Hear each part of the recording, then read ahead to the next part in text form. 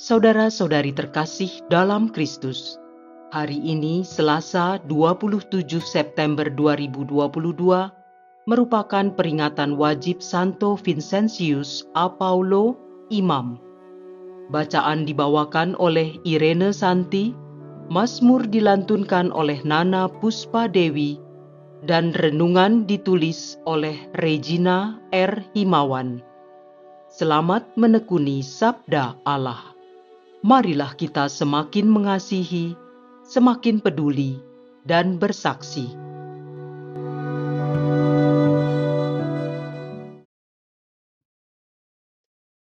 Dalam nama Bapa dan Putra dan Roh Kudus. Amin. Tuhan, Engkau memberikan kepada kami firman-Mu. Firman-Mu telah menjadi manusia dan kini menjadi bentuk kehadiran-Mu di tengah kami. Utuslah Roh Kudus yang Kau janjikan sebagai penghibur, yang mengajarkan kami makna firman-Mu itu. Kiranya inspirasinya membantu kami memahami firman yang telah ditulis dengan inspirasi ilahi. Jadikan pula kami melalui hembusan roh-Nya, tanah-tanah yang subur bagi pertumbuhan firman-Mu, hingga menghasilkan buah berkelimpahan. Demi Kristus Tuhan dan pengantara kami. Amin. Bacaan dari Kitab Ayub, bab 3, ayat 1 sampai ayat 3, dilanjutkan ayat 11 sampai ayat 17, dan ayat 20 sampai dengan ayat 23. Dalam kemalangannya, Ayub membuka mulut mengutuki hari kelahirannya, katanya, "Biarlah hilang lenyap hari kelahiranku, dan malam yang mengatakan, seorang anak laki-laki telah ada dalam kandungan. Mengapa aku tidak mati waktu aku lahir, atau binasa waktu aku keluar dari kandungan? Mengapa ada pangkuan yang menerimaku? Mengapa ada buah dada sehingga aku dapat menyusu? Andai kata semua itu tidak ada, aku sekarang berbaring dan tenang. Aku tertidur dan mendapat istirahat bersama para raja dan para penasehat di bumi, yang mendirikan kembali reruntuhan bagi dirinya, atau bersama para pembesar yang mempunyai emas, yang memenuhi rumahnya dengan perak. Mengapa aku tidak seperti anak gugur yang disembunyikan, seperti bayi yang tidak melihat terang? Di sanalah orang jahat berhenti menimbulkan huru-hara. Di sanalah mereka yang kehabisan tenaga mendapat istirahat. Mengapa orang malang diberi terang dan orang yang pedih hati dibiarkan hidup? Mereka menantikan maut yang tak kunjung datang. Mereka mengejarnya lebih daripada menggali harta terpendam. Bila mereka menemukan kubur, mereka bersukaria dan bersorak-sorai dengan gembira. Mengapa dibiarkan hidup orang yang tidak tahu mesti kemana? Orang yang dikepung oleh Allah? Demikianlah sabda Tuhan.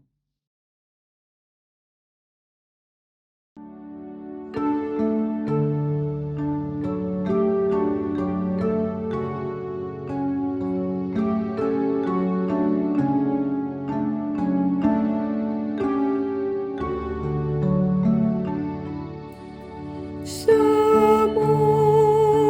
doaku sampai ke hadirat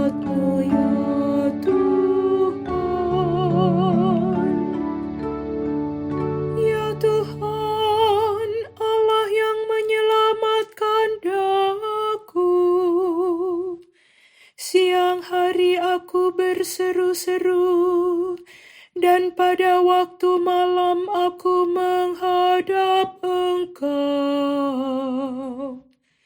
Biarlah doaku datang ke hadapan-Mu. Sendengkanlah telingamu kepada teriakku.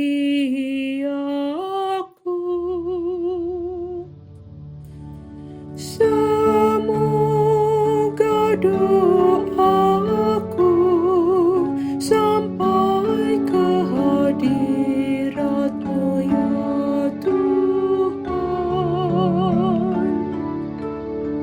Sebab jiwaku kenyang dengan malapetaka, dan hidupku sudah dekat dunia orang mati. Aku telah dianggap termasuk orang-orang yang turun ke liang kubur. Aku seperti orang yang tidak berkekuatan.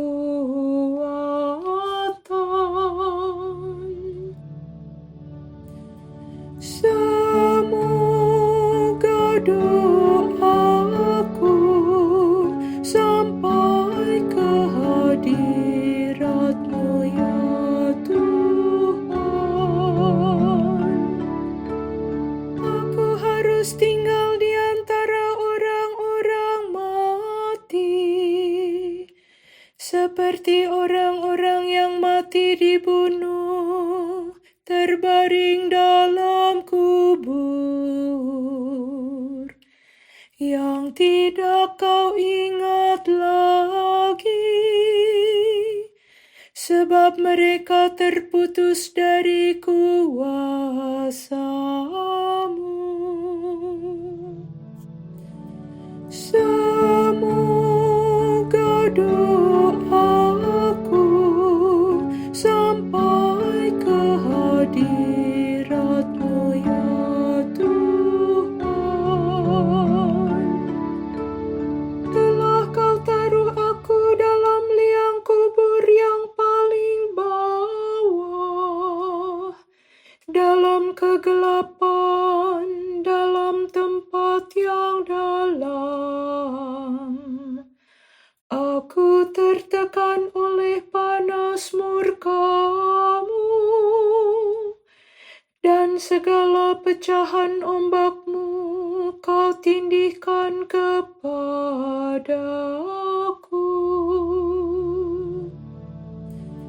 Semoga doaku sampai ke hadirat-Mu, ya Tuhan.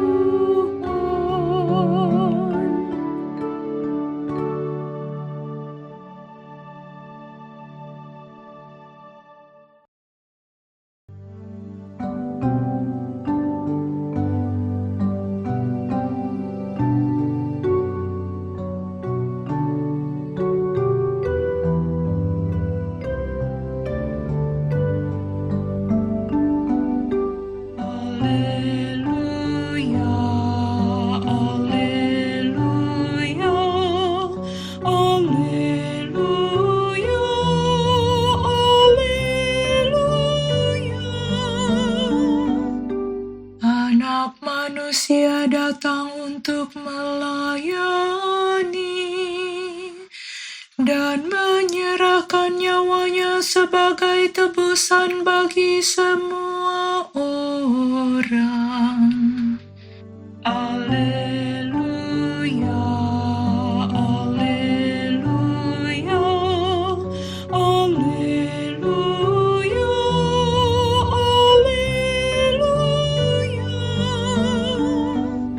Alleluia, alleluia,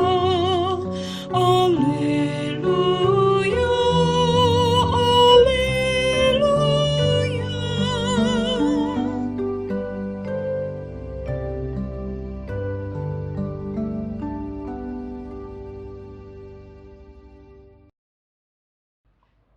Inilah Injil suci menurut Lukas.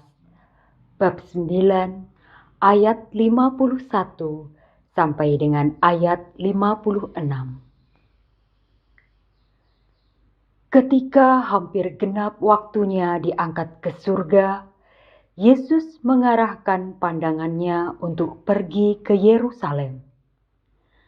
Diutusnya beberapa utusan mendahului dia. Mereka itu pergi lalu masuk sebuah desa orang Samaria untuk mempersiapkan segala sesuatu baginya. Tetapi orang-orang Samaria di situ tidak mau menerima dia karena perjalanannya menuju Yerusalem. Ketika dua muridnya, yaitu Yakobus dan Yohanes, melihat hal itu, mereka berkata, "Tuhan, bolehkah kami menurunkan api dari langit untuk membinasakan mereka?"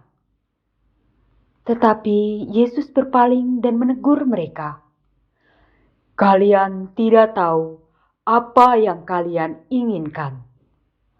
Anak manusia datang bukan untuk membinasakan orang, melainkan untuk menyelamatkannya." Lalu mereka pergi ke desa yang lain. Demikianlah sabda Tuhan.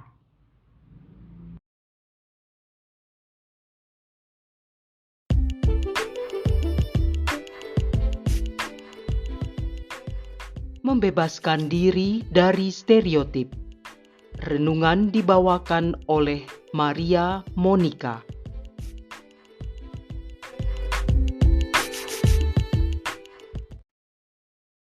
Di masa modern ini, mungkin kita cukup sering mendengar istilah cancel culture. Kultur ini adalah gerakan memboikot apa saja, entah itu produk, budaya, atau manusia yang memiliki identitas, bahkan nama yang menyerupai dengan apa yang sedang di-cancel. Cancel di sini mengandung arti mencap, membatalkan, atau mempertidakkan. Contoh mudahnya adalah apa yang terjadi dalam hampir 1 tahun terakhir ini, di mana satu negara di-cancel oleh banyak pihak sehingga semua hal yang berbau negara tersebut ditolak. Atlet-atlet negara itu dilarang untuk berkompetisi di event internasional, penerbangan-penerbangan ke negara itu dilarang, bahkan judul lukisan yang menggunakan nama negara itu pun diubah. Cancel culture sendiri sebenarnya bukanlah hal baru. Gerakan boikot-memboikot sudah kita kenal sejak dahulu. Namun saat ini, di mana seluruh dunia terkoneksi dengan erat melalui media elektronik, gerakan tersebut bisa menjadi sangat masif. Penyebaran informasi yang cepat membuat gerakan itu sulit dikontrol, bahkan bisa jadi hilang kendali, sehingga menimbulkan kekonyolan justru dari pihak yang memboikot. Ibu, bapak, rekan muda, dan rekan seperjalanan yang dikasihi Tuhan, pada Injil hari ini, Yesus dikatakan memulai perjalanannya ke Yerusalem, yaitu tempat akhir kegenapan perutusannya. Dalam perjalanan itu, karena Samaria terletak di tengah perjalanan yang terdekat antara Galilea menuju Yerusalem, maka para murid bermaksud mempersiapkan akomodasi untuk Yesus di situ. Namun penduduk setempat menolak ketika tahu mereka sedang menuju ke Yerusalem. Penolakan ini mengakibatkan perjalanan Yesus harus melewati jalan yang lebih panjang ke sebelah timur Sungai Yordan. Pada zaman itu, memang ada perselisihan antara orang Yahudi dan Samaria yang berakar dari anggapan bahwa orang Samaria adalah orang Israel yang tidak murni karena berkawin campur dengan bangsa lain. Hal itu mengakibatkan munculnya pusat ibadah baru yang dibangun sendiri oleh bangsa Samaria, yaitu di Gunung Gerizim. Maka orang Samaria tidak mau menerima rombongan Yesus yang sedang dalam perjalanan menuju pusat ibadah bangsa Yahudi, yaitu Yerusalem. Akibatnya pada masa itu muncul semacam cancel culture di antara kedua bangsa tersebut. Namun walau para muridnya marah, Yesus tidak menghiraukan, bahkan menegur mereka. Dan mereka pun mencari desa lain. Sang guru mengajarkan para muridnya agar terus fokus pada tujuan perjalanan mereka dan menyerahkan segala yang terjadi dalam penyelenggaraan ilahi. Manusia bisa dibagi menjadi berbagai macam golongan, entah itu berdasarkan suku, agama, etnis, golongan darah, dan sebagainya. Biasanya dari berbagai jenis penggolongan itu terdapat ciri khas dan kecenderungan seseorang berdasarkan golongannya. Tentu hal semacam ini tidak 100% tepat dan ada banyak pengecualian. Namun, kita kerap mencap seseorang berdasarkan ciri umum dari identitas yang melekat pada orang itu. Kita sering tanpa sadar berelasi dengan orang lain di bawah bayang-bayang imaji yang kita buat sendiri. Akibatnya kita tidak melihat orang lain secara utuh. Atau bahkan lebih parah lagi, kita sudah mencap seseorang itu buruk hanya karena identitas mereka. Itulah yang dilakukan oleh orang Samaria dalam Injil hari ini. Mereka belum bertemu Yesus, tetapi mereka sudah menolaknya hanya karena identitasnya. Mereka hanya melihat Yesus sebagai orang Yahudi yang akan beribadah ke Yerusalem. Kita bisa menertawakan kepicikan orang Samaria itu. Tetapi, mungkinkah kita pernah melakukan hal yang sama? Kita menolak seseorang karena identitas mereka atau karena rumor yang kita dengar tentang mereka. Kita membentuk suatu opini sebelum kita melihat orang itu secara utuh. Bagaimana jika orang tersebut ternyata adalah alat Tuhan untuk membawa berkat bagi hidup kita?